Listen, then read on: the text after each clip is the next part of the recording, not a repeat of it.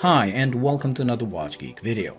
Today we take a look at a new Kickstarter brand, Comet, and their first model, the Chronograph Series 1. The founder of Comet, Mr. Patel, was enchanted by the chronographs from the likes of Anicar, Universal Geneve, and Longines from the 40s, which is clearly visible in the design of this piece. After getting turned down by ever-rising prices and scarcity of these vintage pieces, he wanted to offer something that everyone can buy without hunting vintage pieces online. The result is here in front of us. With a 41.5mm diameter and 48.5mm lug-to-lug, the watch has certainly grown compared to its vintage inspirations. But that is not only called moving with the times, but also a result of the movement used. This watch is equipped with a Miyota 6S11 quartz caliber, and since Comet wanted to keep the proportions of the subdials relative to the dial and case, it all had to grow a bit.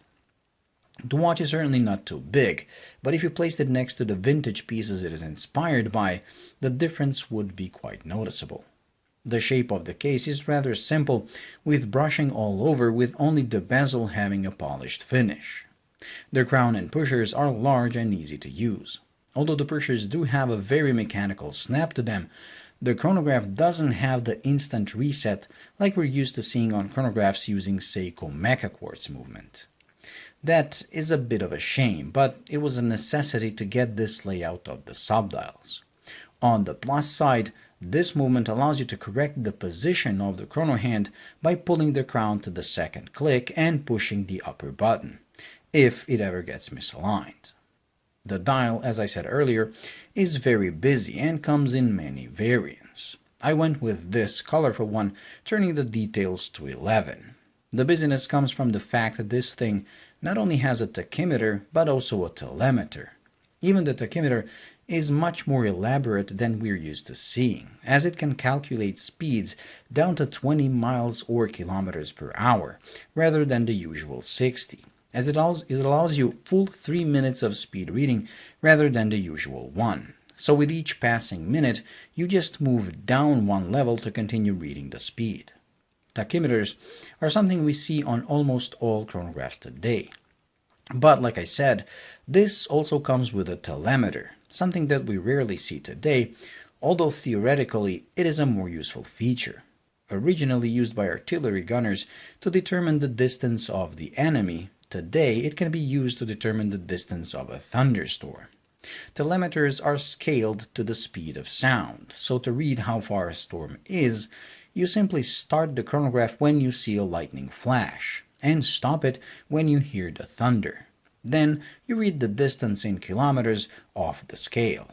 Very simple, yet brilliant. The watch comes on a 22mm Horween leather strap that fits the character of the watch nicely and is very soft and supple. If you decide to change up the straps, the quick release pins are there to make sure you do it easily and without damaging the case. So far I have talked about the things I like about this watch. Now let's see what I dislike. First of all, I already mentioned I would have preferred the Seiko Mecaquartz, but I understand why they went with this, so I can forgive that. The crystal used, however, I cannot. Instead of going with a sapphire that has become a standard on almost all micros today, they went with a sapphire-coated mineral. And my personal experience with other watches using this type of a crystal is that it is not as durable as pure sapphire, despite being advertised like that. The second and probably biggest problem I have with this is the price. At $299, this thing is just too expensive. They do justify it with the large and rather nice traveling box that has compartments for up to 5 watches and an assortment of jewelry, straps, and tools. And although the box is very nice, it still makes me doubt the value you get for your money. If the watch came with a sapphire crystal and a nice bracelet, for example, I might have justified it, but like this, it is just too expensive.